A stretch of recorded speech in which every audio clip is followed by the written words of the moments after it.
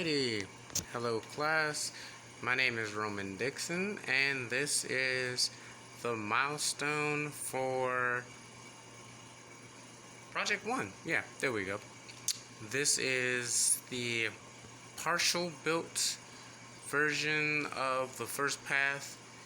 I'm not going to show you the whole video because if you look up at the top, the whole thing is 30 minutes. So what I'm going to do is give you a brief overview of what's happened and what I did. So at the recording of this video, this is a rough view of what's going to happen. So the player is going to have a couple of options up at the top. As you can see, when we go back up here, they're going to have a warthog, or which I don't really show, is the mongoose on the other side. But yeah, I'm gonna pause it here. They have the choice of 3 paths. The one that I'm working on is the easy path. I called this Sunday's Drive, just because, why not? So yeah, once it decides to, I'm gonna resume the play. Currently, right now, I am looking through some of the objects to add. Sadly, when I was recording this, it didn't show any of the subscreens, so you won't be able to see what exactly I pick until it shows up. But here I'm showing the first dangerousness of missing the first dangerousness. The dangerous part of missing that first jump, but then I ran into a problem. The warthog that I was just in did not want to respawn, so I waited for a while and it still didn't respawn, and I can't go forward to show you or get quicker. But eventually I just added a couple more warthogs and adjusted their spawning times. See, I'm running over here just to be like, maybe if I get out the area. But as you can see over there, there is a mongoose that you can try to complete these courses with as well.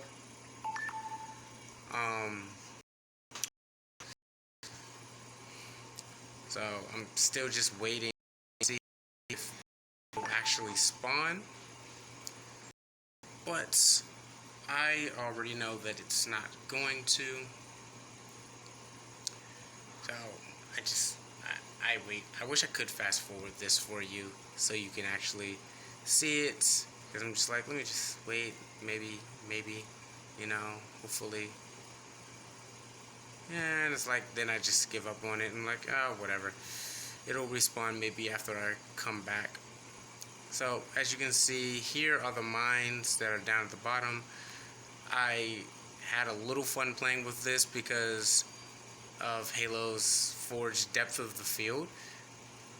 It was very interesting to see that these mines would actually become lower poly than what they actually were the further you zoomed out, and then the closer you got, they'd become more detailed. So yes, I placed these here to kind of mess with the player. So either way they come down, whether they miss that first jump or if they come down and make that first jump and go into the second one, they still may run into these mines, which will cause them to respawn back up at the top. And here I'm looking to see if it respawned, which it did not, which actually quite upset me. So I am currently searching through the menu to go get another warthog, and I tried to phase it through the building, but it didn't work. So that was fun. So bringing another one around so I can properly test. But before I do that, I'm going to place it, rotate it, and adjust the spawn timer. So it spawns rather like 5 seconds after it's been destroyed, roughly. So that's what I'm doing now. I'm going to spawn 2 more and do the same thing. The sad thing is the second one I deleted by accident, so I had to redo it.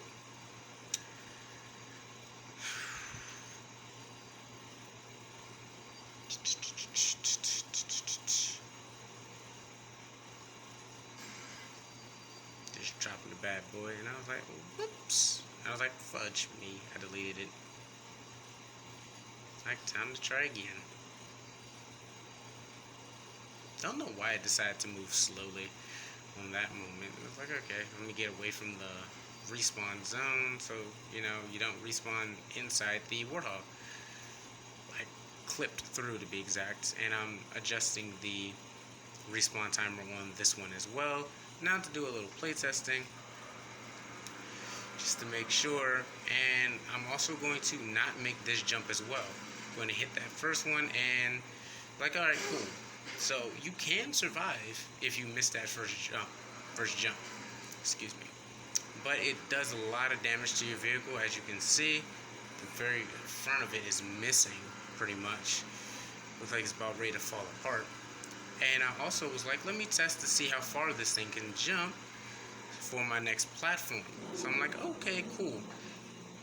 And I've also done a little bit of set design for the Warthogs.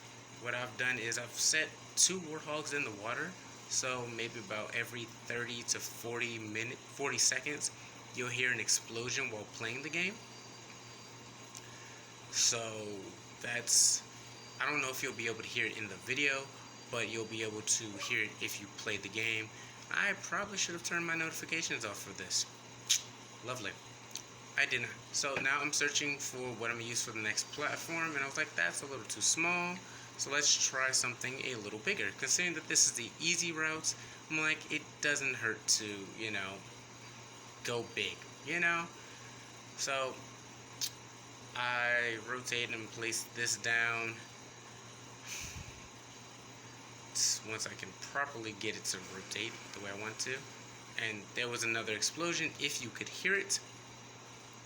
But yeah, I decided to turn the snapping and rotation snapping off. So I had full control over the rotation and movement of these objects.